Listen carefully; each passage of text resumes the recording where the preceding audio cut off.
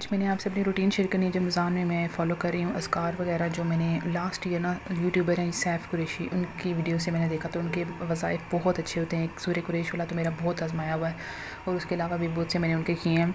लेकिन जो रूटीन उन्होंने बताई थी ना, मैंने वो फ़ॉलो की। मैं आपको बताना चाहती हूँ, आप लोग खुद भी जाकर उनकी वीडियोज़ देख कर वहाँ से कुछ वज़ाइफ जो अपनी लाइफ में कोई प्रॉब्लम या कुछ है उसका सोल्यूशन निकाल सकते हैं। ये 3:30 बजे मैं उठी थी, 1 घंटा सोई थी रात को कि मुझे ना तहज्जुद पढ़ सकूँ उठ के। वो पढ़ के मैंने 101 दफ़ा अलम नशरा पढ़ी थी। अवला हर दरूद पढ़ना लाजमी है।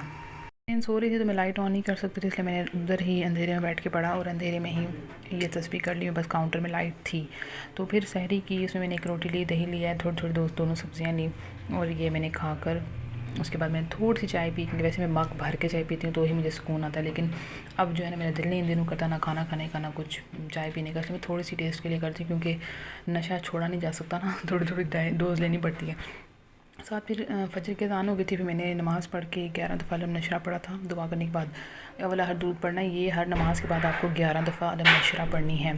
आपका रिस्क के लिए, किसी भी चीज़ के लिए कोई रिश्ता नहीं हो रहा, कोई भी मसला है, ये जो सूरत है ना ये खोल देती है आपके जो भी बंद दरवाजे होते हैं, बंद होती है, कोई चीज़ रुकी हुई है तो 11 दफ़ा पढ़ के आपने अपने हाथ पे फूंकना है। मतलब कहना है कि या अल्लाह मेरा हाथ खोल दे। एक दफ़ा फूंक मारनी, फिर या अल्लाह मेरा हाथ खोल दे, दूसरी दफ़ा, तीसरी दफ़ा, 3 दफ़ा आपने ऐसे करके ये कंप्लीट करना है। मैंने कुरान पढ़ा था, बहुत ज़्यादा नहीं पढ़ा था क्योंकि रेंज हो रही थी, लाइट ज़्यादा मैं ऑन नहीं रखना चाहती। फिर उसके बाद जितनी देर में जाग रही थी, फ़ोन यूज़ कर रही थी, साथ साथ में अस्तगफिरुल्लाह मैंने स्टार्ट कर दिया था जो इस रोज़े के लिए पढ़ना था। तो ये मैंने स्टार्ट कर दिया था और सोने से पहले तक मैंने काफ़ी हद तक पढ़ लिया था।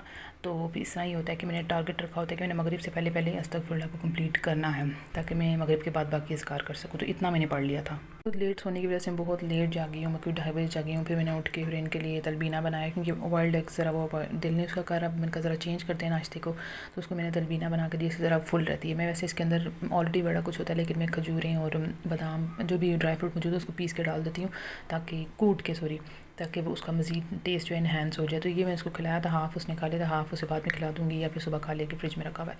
तो साथ मैंने कपड़े मशीन में डाल दिए ताकि ये भी साथ साथ धुल जाएँ, उनके पहनने लायक अब कुछ रहा नहीं था, जो है ना फ़र्ज़ हो गया था। अभी ये असर का टाइम है और ये कंप्लीट हो चुका है। 7000 करना होता है, लेकिन मैं अक्सर ज़्यादा पढ़ लेती हूँ। जब बहुत ज़्यादा और तस्बीह पढ़नी हो तो फिर यही पढ़ती रहती हूँ। तो मैंने टास्क रखा होता है कि मगरिब से पहले पहले ना मैंने अस्तगफिरुल्लाह जो है वो कंप्लीट कर लेना है, फिर उसके बाद बाकी के अज़कार करने हैं क्योंकि फिर ना टाइम मैनेज नहीं हो पाता और फिर चीज़ें रह जाती हैं। तो रमज़ान में तो मैं लाजमी ये पूरा पढ़ती हूँ।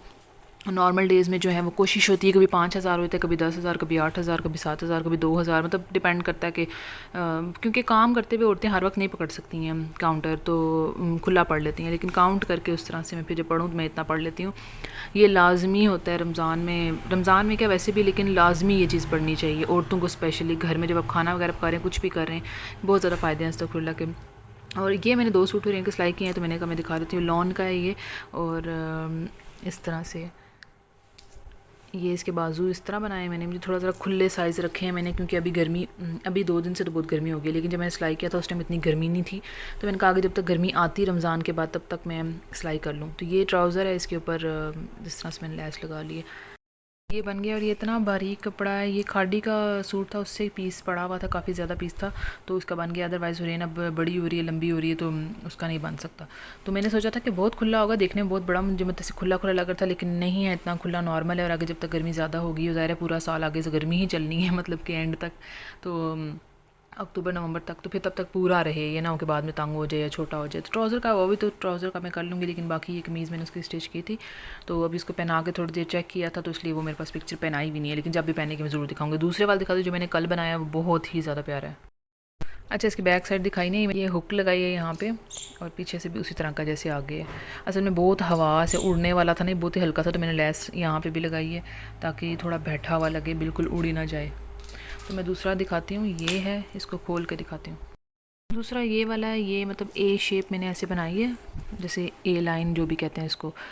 शर्ट अभी ज़रा इस्त्री नहीं हुई भी, तो ये बना के ना मैंने बाजू पे थोड़ा सा कपड़ा कम पड़ा था तो मैंने ये इसके ऊपर लैस लगा दी है। ये लैस लगाना बहुत ज़्यादा मुश्किल था, ये लैस इस तरह की थी और ये ज़ाहिर मशीन का पाँव होता है तो ये कैसे लगे, तो बहुत मुश्किल से मैंने जितनी लग सकी वो लगा के मेरा बाकी सुई के साथ मैंने किया। तो ये है, यहाँ पर भी देख लें इसको, हाँ ये भी जब ये इसको मैंने सही तरह से इस्त्री वगैरह करके करना है ना, तब ये धागे सारे मैं उतारूँगी। तो ये है नीचे से और ये इस तरह से ऊपर से है। और ये जो ना इसके साथ मैंने दुपट्टा जो है वो ये वाला करना चाह रही हूँ नेट का। छोटी छोटी बच्चियाँ नहीं संभाल सकती इतने बड़े दुपट्टे, और ये कपड़े बहुत बड़े लग रहे थे मुझे देखने में, शायद आपको भी लग रहे हो, लेकिन इतने बड़े नहीं हैं। ये इस तरह से नेट का दुपट्टा है। पहले मुझे लग रहा था कि ये ना ज़्यादा वो लग रहा है, गोल्डन इतना नहीं है जितना कि मतलब यहाँ पे सिर्फ गोल्डन है, ये कमीज़ में इतना गोल्डन नहीं है, थोड़ा सा ये डल सा कलर है, तो इनका ये अच्छा नहीं लगेगा। लेकिन ये बहुत ज़्यादा उसको पहना हुआ अच्छा लग रहा था, गले में डालना होता है बच्चियों ने, कौन सा कोई ओढ़ना है उस तरह से। अभी जो है इसके गले पे 3 बटन लगेंगे, इस तरह से लगाने हैं मैंने, मतलब यहाँ पे इस तरह 3 करके लगा दूँगी। और ये ऐसे लॉन्ग उसका ड्रेस बहुत ही ज़्यादा प्यारा लग रहा था, मैंने उसको पहना के चेक किया, थोड़ी देर उतार दिया था उसने। फिर इसके साथ ब्लैक कैपरी में कर लूँगी, तो जब वो कंप्लीट करूँगी तो पहना के मैं उसको फिर दिखा दूँगी। 2 सिलाई कर दी हैं अभी, और मैं कर रही हूँ, साथ साथ दिखाती रहूँगी। रमज़ान में ज़रा भी टाइम होता है तो इस वजह से मैं बनाती जा रही हूँ कि एकदम गर्मी जब शुरू हो जाएगी, भी हो गई है गर्मी, तो फिर इकट्ठे नहीं सिलाई हो सकेंगे। तो कुछ रेडीमेड लूँगी, लेकिन कुछ जो मेरे पास हैं मौजूद कपड़े जो लास्ट ईयर मैंने उसके मंगवा के रखे थे लॉन के, तो वो उसके मैं सिलाई कर रही हूँ। फ़िलहाल मैं इसको तय करके रख रही हूँ। ये दुपट्टे की मैं पीको करवाऊँगी और इसके साथ में ट्राउज़र जब सिलाई करूँगी तो फिर इनको मैं हैंग करके रख दूँगी। फ़िलहाल जो है बार बार खोलना पड़ेगा तो फ़ायदा नहीं, और यहाँ पे बटन्स लग जाएंगे तो ये बहुत ज़्यादा प्यारा लगेगा। घर पहना भी अच्छा लगता है, और फिर कहीं बाहर आपने ले जाना बच्चे को, तब यही पहना के ऐसे ही बाहर जा सकते हैं, तो बहुत ही अच्छा लग रहा होता है। और इनके कुछ टॉयज़ की सफाई की जिस पे क्ले जमाई हुई थी उसने, और वो उतरने का नाम नहीं ले रही थी। बहुत से टॉयज़ मैंने इसके कुछ फेंक देती हूँ, कुछ मैंने डोनेट कर दी हैं।